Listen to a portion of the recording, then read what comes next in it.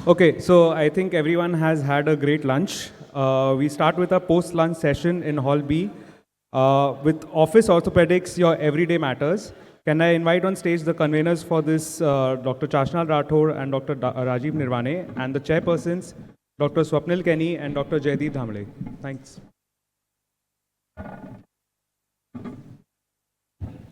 Thank you, Mudit. And we have chairperson with us, Dr. Swapnil Keny, and I request him to take over the proceeding for the session. Thank you very much. We start with this very interesting session on Office Pediatric Orthopedics, and may I now call upon the first speaker, Dr. Rujuta Mehta, to speak about birth trauma, what to watch out for.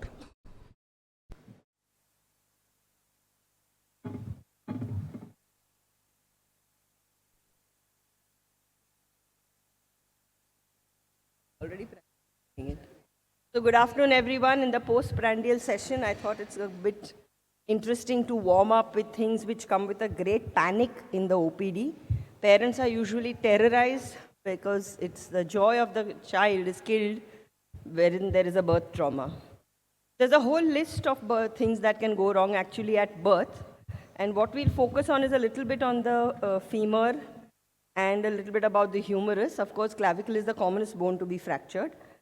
But what I want to stress on the audience is that what tends to be missed is very often the slips at the elbow.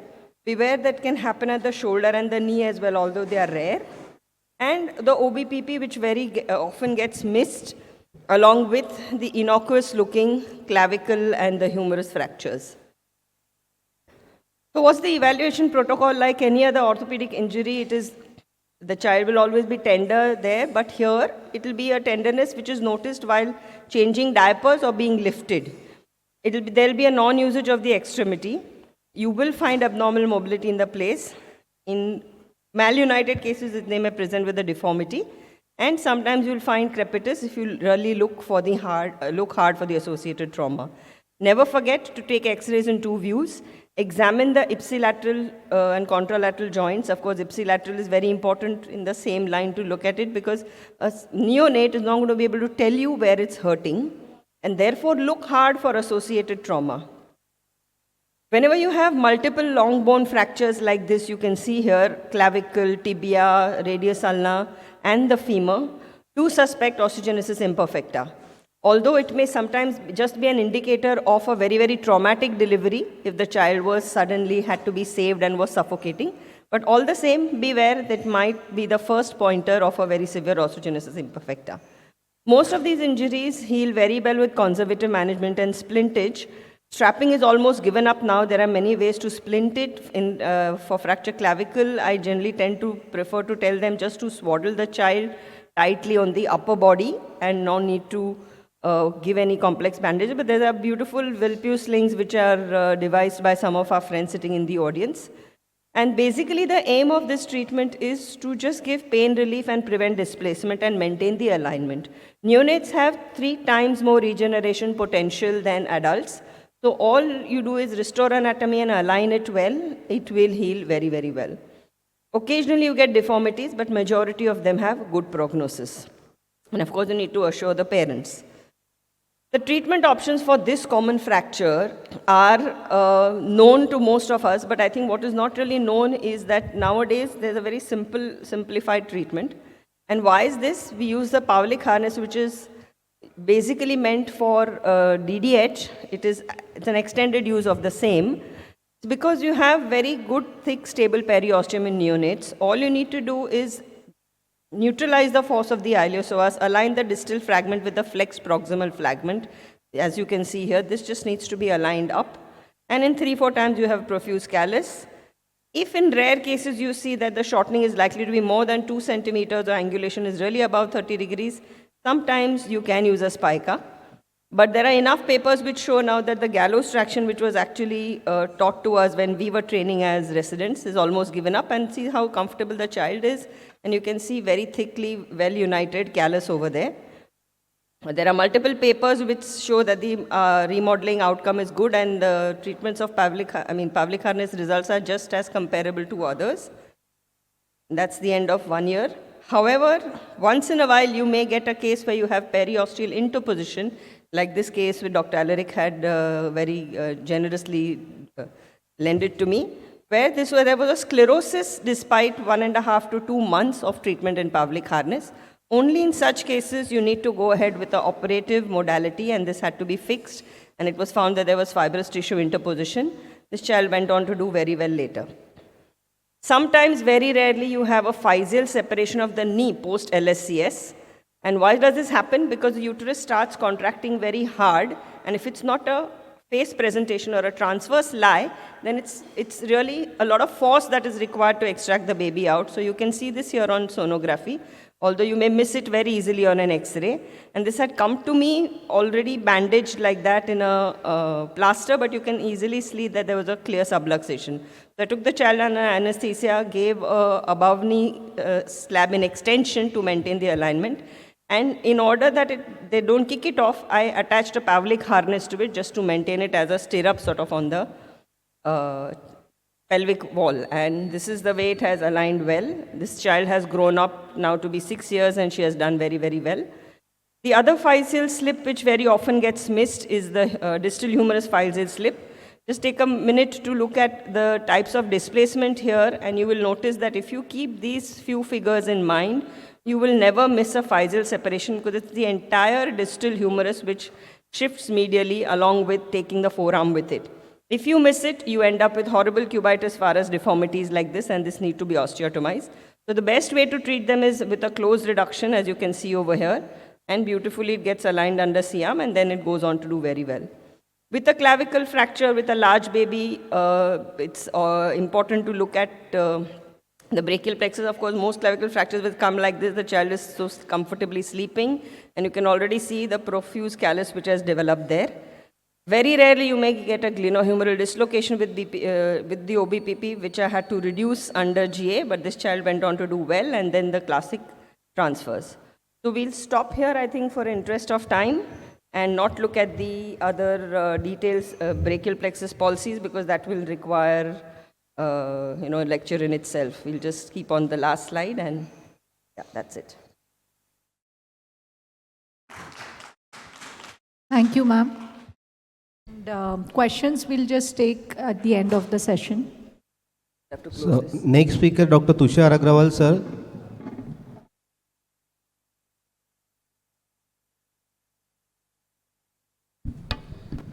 It's always a very tall order to follow Dr. Rujuta. But after the child is born, the child then goes on to become a walking toddler. And then the first thing and the most common thing that you will come across is bored legs.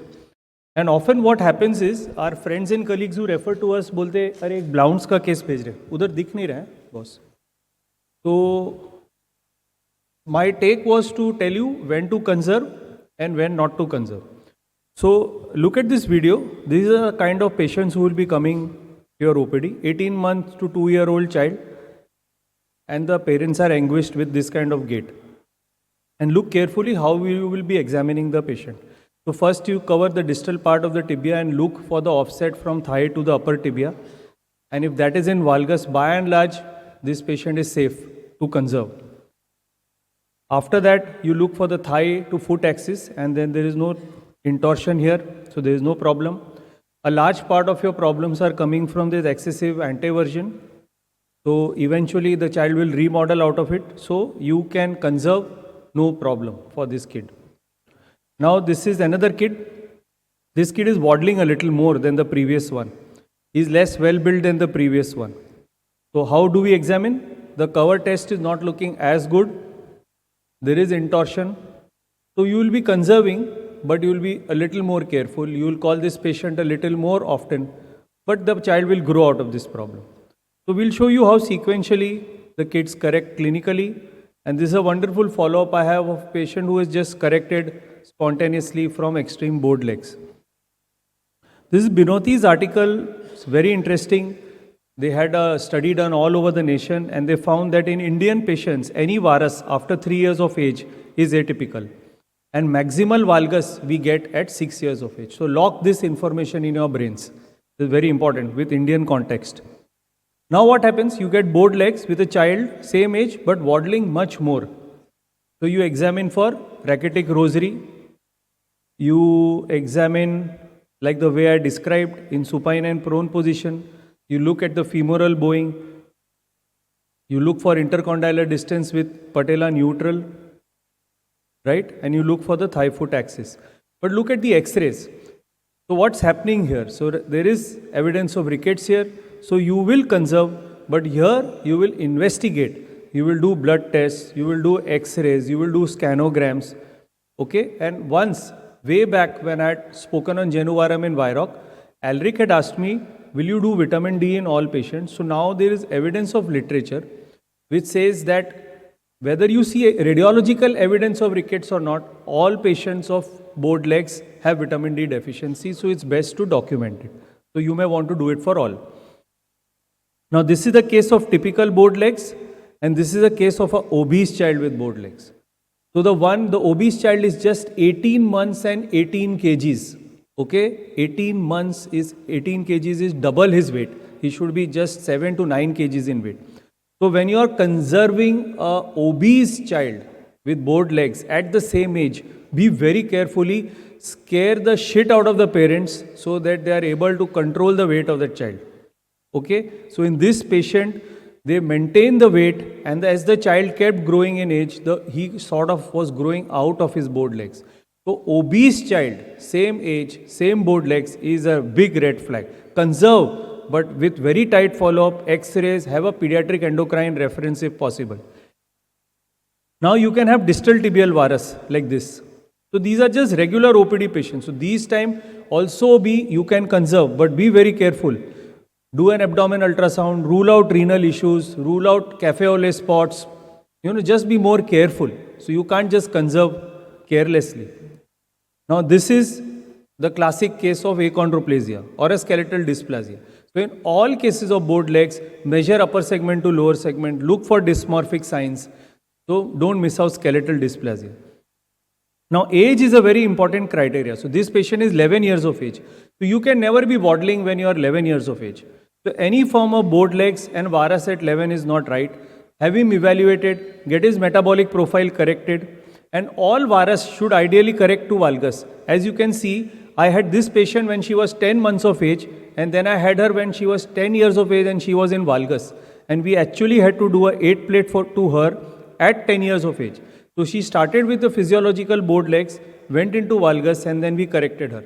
So points to ponder upon when you are observing: what is the age, what are metabolic issues, weight and endocrine issues, body mass index of the child. Draw the charts: femur versus tibia bowing, proximal versus distal versus diaphyseal bowing, intercondylar distance, torsional issues, scanogram. Now we'll quickly go to operative. So this is a case of O-shaped deformity, not conservable. So tibial osteotomy with 8 plates. This is another O-shaped deformity. This is a case of pre-Blount's. What is pre-Blount's? When the metaphyseal diaphyseal angle is more than 17 degrees. Okay? So at that stage, you see this patient. What did we do? We did a tibial osteotomy, very old patient of mine. Femur 8 plates, she corrected. We have a 14-year follow-up of her. This is at 14 years. So started at 2008, at 2022. You can see the X-ray of bowed legs and the straight X-rays now. Now this is unilateral bowed legs. Again, not conservable. Small age, so femur and tibia 8 plates, growing out of it. This is the video where the child has corrected. Bilateral bowed legs, corrected with plate, external fixator. External fixator is not preferred by patient. And in the more late adolescent patients, notice the distal femoral varus as well. So when you are operating, their techniques are guided growth modulation and osteotomy. Decide what device you want to use. So just remember, all bowed legs are not Blount's, and in fact Blount's is a little less common in Indian context. Thanks a lot. Very well elucidated, Tushar. We call on the next speaker, Dr. Manoj Padman, to speak on Genu Valgum, when to observe and when to operate.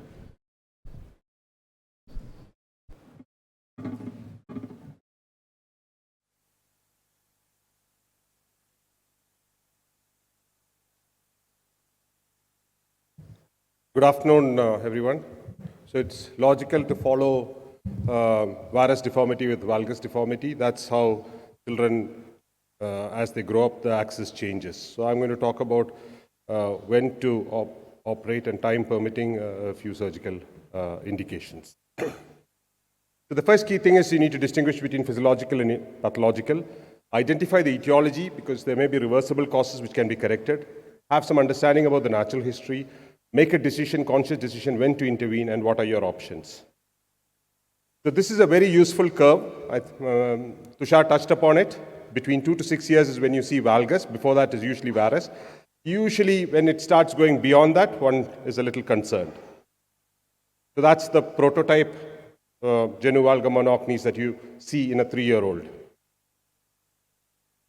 So when I have a patient with valgus deformity, this is my checklist. You know, I want to know whether it's unilateral or bilateral. Bilateral is a lot more reassuring. Is it symmetric? Progressive and non-progressive is a little tricky because all parents will report it's getting worse. And you look at other problems as well. Look at the child as a whole to identify other systemic problems or features of skeletal dysplasia. So that's a 3.5-year-old within the permissible age, but it's a unilateral deformity. So that is definitely a cause for concern. In terms of clinical assessment, some of it overlaps with the previous talk. You look at sequential assessments. Intermalleolar distance, I'll touch upon that. That's something useful for sequential assessment. You need to have a standardized way of doing that. Look at where the deformity is coming from. Associated malalignments are usually torsional anomalies. And do not forget to look at a general stature, the overall growth, and other extraskeletal manifestations. So that's how you would check an intermalleolar distance. But bear in mind how you keep the limb. Changing the rotation of the limb, see, depending on where you keep the patella, the intermalleolar distance can change. So you need to have a consistent way, and ideally it is with the patella pointing up, with the legs just about touching each other, the minimal space in between. That's how you should consistently measure if you're measuring them supine. Some people choose to measure them standing, which is a lot more difficult. Here is a child who is well beyond the physiological age, and that is just to take you through a quick 5-minute check. This is, you observe her gait, it's symmetrical, both sides are affected. And the next set of examination barely takes a couple of minutes. Standing alignment, supine alignment, check the intermalleolar distance. When she sits down at the edge of the bed, the valgus disappears. That indicates that it's coming from the distal femur, torsional profile. That's all that you need to look for the lower limb, specifically for the valgus itself. But you always need to look at proximal joints, joint below, as well as other extraskeletal manifestations. I use radiology very judiciously only when I need to when I'm considering that it's going beyond a physiological range, wherein I'm contemplating intervention or where there is a clear diagnostic dilemma. An asymmetrical valgus in a 3.5-year-old is an indication for me to take an X-ray. Bear in mind, you need to take standardized X-rays because there could be a mismatch. Some of these smaller children are difficult to get standardized views. Here is a case of asymmetrical valgus clearly showing axis deviation. That's another one. You need to make them stand in such a way. Sometimes in severe valgus deformity, the radiographer will squeeze the legs together, making the child rotate, and that would under-measure the valgus deformity. You need to make sure that the legs are just about in, you need to see a sliver of air between the two legs. So when I look at etiology, I need to know, are there things which I can correct? Lots of the time it's idiopathic, which could be already treated rickets. Metabolic diseases which can be corrected, need to be corrected. Look for skeletal dysplasia, and often you see asymmetrical valgus as a sequelae. So this is a hypophosphatemic rickets where you have other skeletal manifestations of deformities.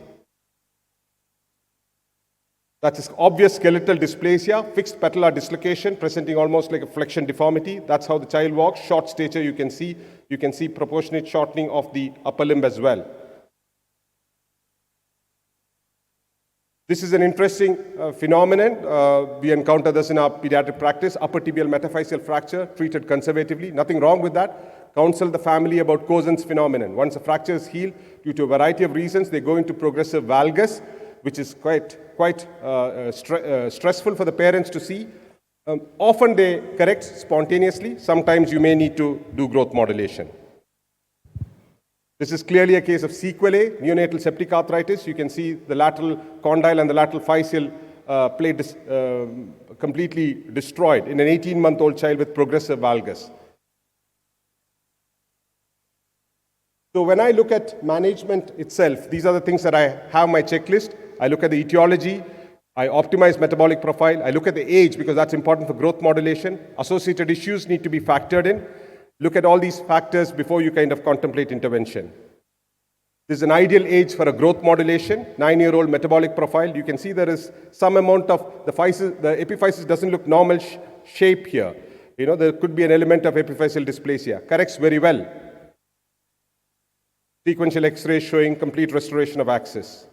Asymmetric valgus, younger age, once this is clearly an underlying metabolic problem, renal disease, that's not going to correct. So you're better off intervening early and restoring the axis. In older children, idiopathic deformities, which may be a sequelae of rickets. If they have bilateral deformities, I prefer to do internal fixation and do them simultaneously. You have options of doing with external fixator, unilateral, if you want. Am I frozen? So one key thing, the conventional teaching is varus is from tibia, valgus is from femur. That's not always the case. Sometimes when you are operating on them, you need to check that whether there's any associated tibial deformity and you may need to intervene. This is a case which had the whole bunch of associated problems, leg length discrepancy, patellar instability with valgus deformity. And so you may need to kind of, change your method in terms of how you want to tackle all those problems. This was a fixator-assisted correction, went on to good realignment, restoring the axis and getting the length back, and that's his clinical photograph. So in conclusion, recognize physiological, do not miss any pathological entities. Simple examination can identify the problem, understand the natural history, decide when you want to image, and consider all the options of management depending on the pathology and the age. Thank you. Thank you, Manoj sir. So next speaker is Dr. Vikas Basa. He will speak on the growing pain.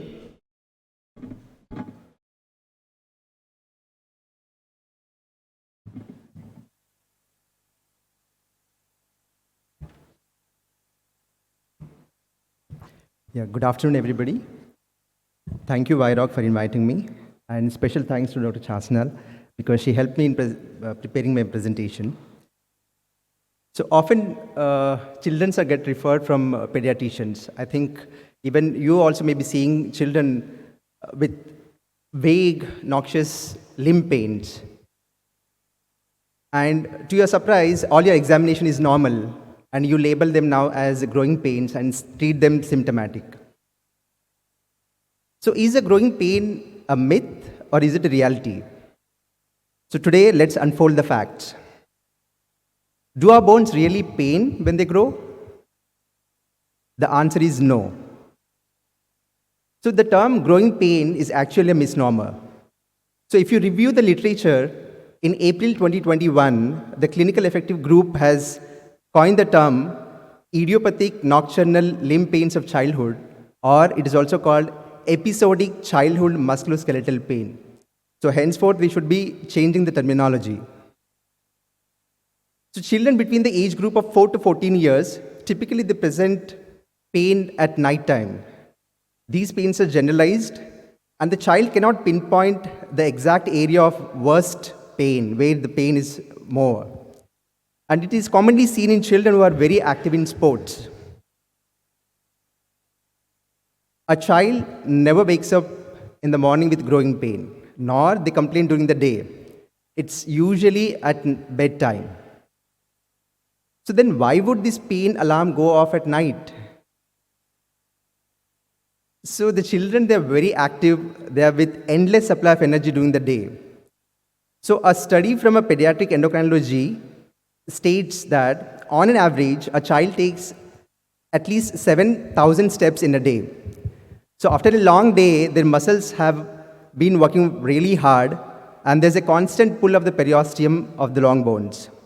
So if the muscles are fatigued, and if the strain on the tissue is more than it can handle, the nerve endings are triggered and resulting in pain. So then why don't the growing pain occur every night then? It depends on how active the child was during the day. Yes, you guessed it right. So the more active the child during the day, greater the pain. Then now you may be asking me, come on, now every child who is growing out there should suffer from growing pain. So it has to do something with some variations in the anatomy. So it's not seen in every child, but if you carefully examine, they may be having, or maybe the occurrence of some angular deformities in their legs, or they may be having subtle scoliosis, or it is commonly with children having flexible flat foot. And these children have hyperlaxity of the joints, and they're very hyperactive. So what are the other associations? So they have low levels of vitamin D, and children, when they play, they do sweat. And if they're not drinking enough water, what happens is they'll have an electrolyte imbalance, which causes muscle cramps, and that is presented as a growing pain sometimes during the evening or night time. So do we have anything to offer them? I would say the best treatment is reassurance. But having said that, we can't leave them to the time to heal. So the best treatment what we have is a muscle stretching. Mainly the biarticular muscles, the quadriceps, hamstring, calf muscle stretching really helps them. Naproxen, paracetamol works well. A gentle massage improves the blood circulation of the muscles. So this may be the reason why the children, they request the parents to press their legs and gradually they go into sleep. And the vitamin D and calcium supplements, and educating them to well hydrate, and of course the reassurance that they're going to heal soon works. Beware of the mimics. Every pain which occurs at night is not the growing pain. So let's discuss and differentiate the growing pain from some red flags. If any pain which is constant and persistent, then it's not a growing pain. That should raise the alarm. If the pain is restricted only to one limb or to one side of the body, that means you're not dealing with a growing pain. In growing pains, the child usually complains of pain in the anterior thigh, shin of tibia, or calf muscle, but it is never around the joints. And it is at night time. And if the pains are associated with the clinical signs of local or systemic inflammation, and if the blood investigation showing raised ESR, CRP, or LDH, that means you're dealing with infection or some tumors. So beware, investigate them properly. And please remember, growing pains never limit the activity of the child.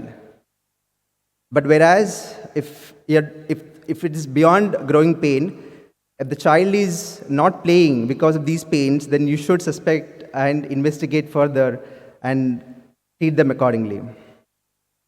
So there are few conditions which mimic like growing pain, but I've listed only few. Obviously the osteosteoma, because here the pain is at night time. The child is pain-free only during the time he gets analgesics, and again the pain reoccurs. In leukemias and lymphomas, also behave like a growing pain. So unless you do the peripheral smear in your lab investigation, you tend to miss them. And the perifocal facial edemas also behave like a growing pains, like our multiple bone marrow edema syndromes. The fibrous dysplasia and Langerhans cell histiocytosis are among others. So this growing pains is very much reality. It occurs in 37% of the children between the age group of 4 to 14 years. Muscle stretching is the best treatment what we have. And beware of the mimics and treat them accordingly and let the smile continue. Thank you so much. Thank you, Dr. Vikas. We call on the next speaker, Dr. Chintan Doshi, to speak on intoeing. Can it become normal?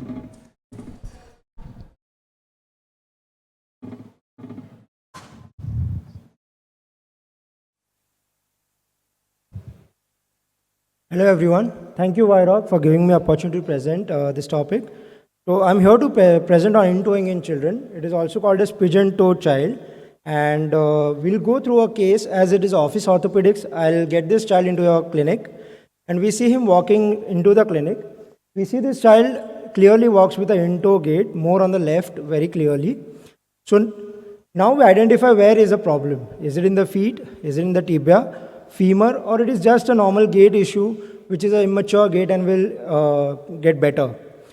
So to look at this, the second video is a slow motion video. We see as the child is suspending his foot, the foot is absolutely straight.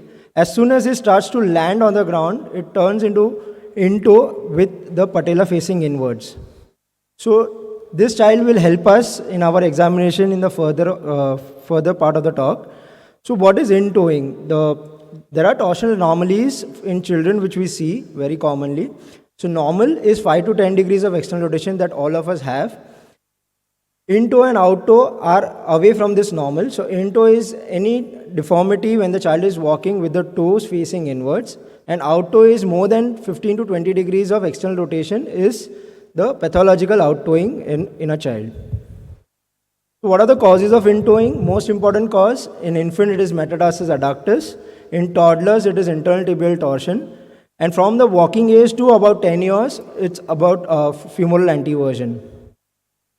So metatarsus adductus is a medial deviation of forefoot with normal alignment of the hind foot. It occurs in 1:1500 births and 1:20 children. A normal association occurs more commonly in males. In twins, because of the fetal overcrowding and position of the foot inside the womb. It is a benign condition. 90% of them resolve spontaneously by 4 years of age. Remaining 5 to 10% will resolve later by footwear, bracing, and walking methods. Coming to this kid again, this is the kid that we saw walking in the first slide. He has typical W sitting. So W sitting and increased femoral anteversion are related. It occurs commonest in children between 3 to 8 years of age. It occurs more commonly in girls than boys, and it gradually improves as the child grows. So as soon as I told this child to sit in my clinic, the most comfortable position he was able to sit was in W, the first photo that we see. I told him to sit in cross leg. He is unable to do it. He is just able to cross his leg but unable to get the knees parallel to the bed. So why is this happening? Let's look at the clinical examination. So when we look at the torsional profile, we look for the rotations in the limb. So at the hip, the rotations here in prone position with hip in extension, there is internal rotation of 90 degrees and external rotation only possible over 20. He cannot get beyond this of external rotation. When hip is flexed, again the internal rotation is about 90. External rotation, no matter how much ever I tried, it was 25. Beyond that, the child was unable to do. So there is a block to external rotation. Now why is this happening? It is happening because the femur is excessively anteverted. What is happening is that when the newborn is born, the femur is in about anteversion of 45 degrees. As the child grows, by about 4 to 6 years of age, it becomes about 25 to 30 degrees. And by adulthood, it is 15 degrees of femoral anteversion that all of us know. So more than 95% of those kids will need no surgery or no treatment except for some exercises, cross-leg sitting and everything. 5% of these who don't improve beyond a certain age might need correction if it is excessive. So intoeing walking prognosis, as I already explained, the child will grow out of intoeing. It will reduce with growth and maturity. The leg will untwist naturally. The feet first between 3 to 5 years of age. Then the tibia also corrects between that age. And femur usually corrects by about 7 to 8 years, depending on how severe it is.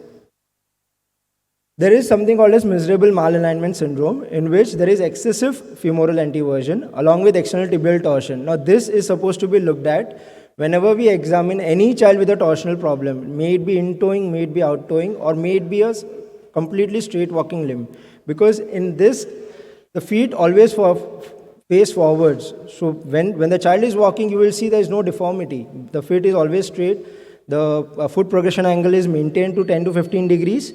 But the knee is facing inwards. So what is happening? There is constant abnormal loading on patella, which causes long-standing anterior knee pain. And in this, if it is bothering the child, it is always recommended to do a surgery because it will further lead to patellofemoral arthritis.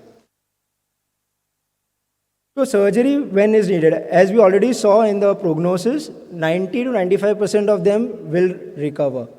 Only about 5 to 10% of them may require a surgery. These are the cases which may have neuromuscular conditions, may have skeletal dysplasia, in which the torsion is excessive, not beyond the normal. Surgery is recommended to be done after about 8 to 10 years of age because most of the femoral anteversion gets corrected by 8 years. Derotational osteotomy can be done at tibia and femur both. Usually we prefer at diaphyso-metaphyseal junction.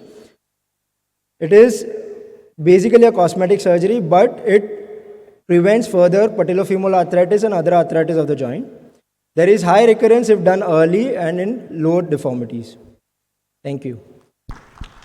Thank you, Chintan. Now I will call next speaker, Dr. Maulin Shah sir, for his talk on transient synovitis of the hip.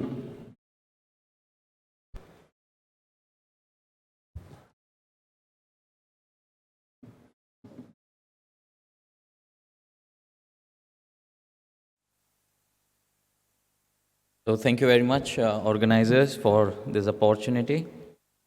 Now, transient synovitis is a self-limiting joint inflammation that we all know and is the most common differential diagnosis of septic arthritis hip in children. The problem is in early stage of the disease, both these conditions share same clinical, pathological and radiological findings. And it is very important to differentiate because if we miss septic arthritis, the outcome is very devastating, and the treatment of both these two conditions are entirely different. Now, since Chasanal called me that you have to talk on this, the same day, 2 boys came in my clinic, and I followed them. Let's talk about tale of these two boys. So both of them are around 8 to 9 years old. Boy 1 is quite irritable, and you can see when you adduct the limb that there is apparent lengthening, and he was not able to walk, but when I asked, can you walk, he took a few steps and he was limping terribly. And these symptoms were there for 5 days, and both these kids had episode of 101 degree of temperature, and both were refusing to bear weight. Let's look at the boy 2, and he was also quite irritable, keeping the leg in external rotation and flexion attitude, and very irritable and crying when we tried in passive motion. So we went on to do the laboratory workup, and you can see the laboratory workup came equivocal. The total count were in the range of 12,500, 13,500 in the other child. Differentials were almost normal. ESR was raised in both of them, and C-reactive protein was 22 in boy 1 and 28 in boy 2. So in blood investigations were also kind of equivocal. We got an ultrasound, and you can see that there was moderate hip effusion in both the child, and there was no change in the density of the fluid.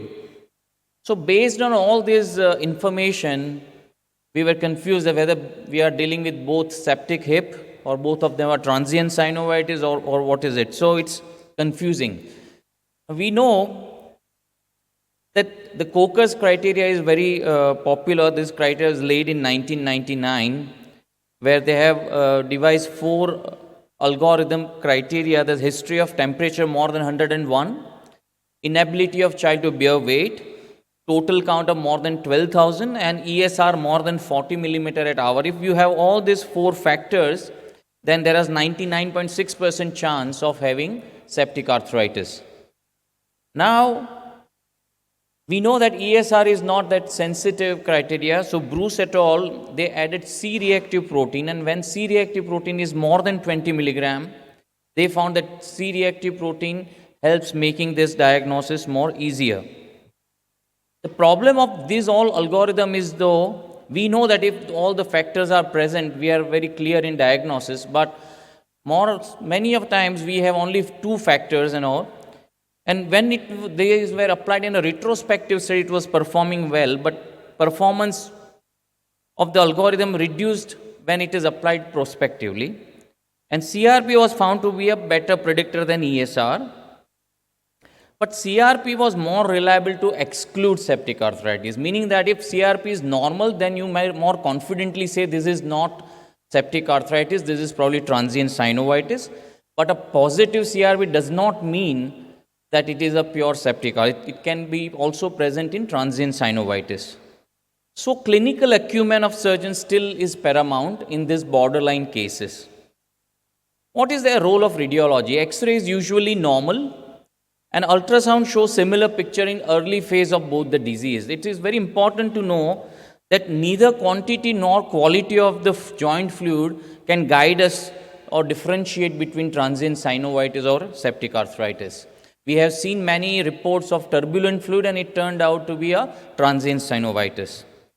More focus is now towards getting an MRI in confusing cases, and with this recent studies, what we have found that when there is associated bone marrow edema and soft tissue involvement, there is more likelihood of septic arthritis.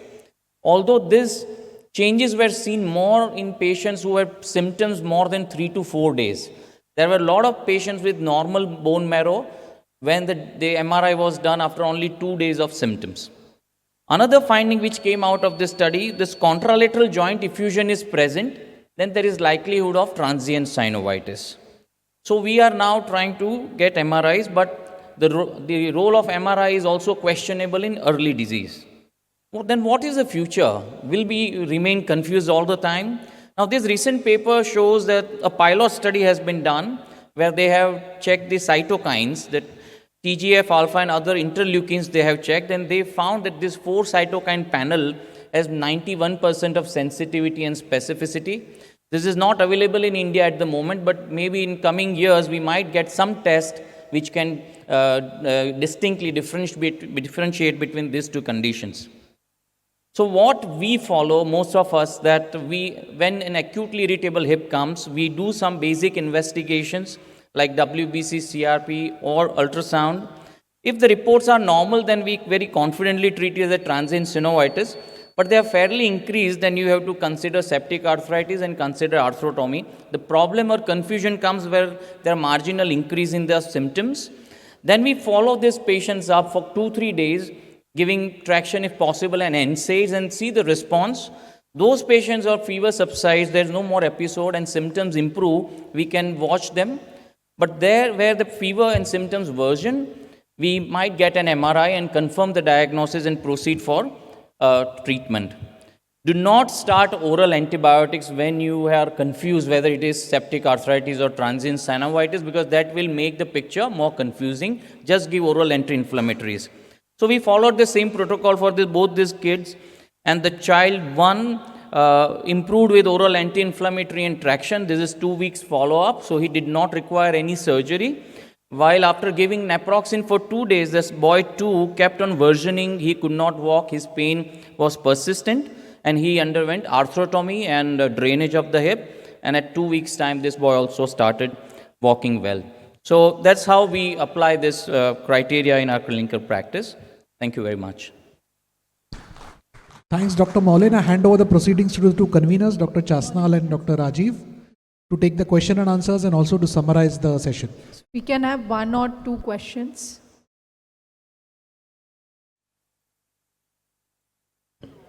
Don't mind, I would want to ask Maulin. Are you telling the audience that MRI is a must to differentiate between transient synovitis and septic arthritis? So MRI is not must, and most of the time when a child is able to walk and the blood counts are not very high, then you can treat them as transient synovitis. MRI is required when the illness is prolonged and when they are equivocal clinical picture. Now remember that MRI will be differentiating between these two when the disease illness is more than 3-4 days. If the symptoms have started for only 2-3 days, then MRI might only show the effusion, which can also be present in transient synovitis. So MRI is not must for all the cases, just for those with elongated illness. So I just would want to add on to that transient synovitis is essentially a clinical diagnosis. Your child would be younger, there will be hardly any fever, and the range will get restored fast. If the range persistently remains affected in an older child, and that's where you want to differentiate, if there's some pre-setting of immunocompromise where you need to do investigate, only then should you go ahead with an MRI. Yeah, so one question.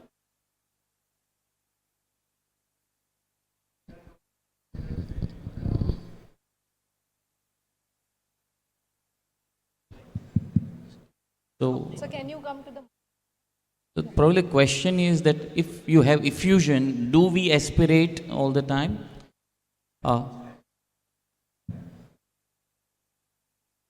Yeah. So for the routine, again I'll reiterate that if a child is not able to bear weight and follow all these 4 criteria, then that's a diagnosis of septic arthritis. Then the high grade fever, high CRP, that is matching.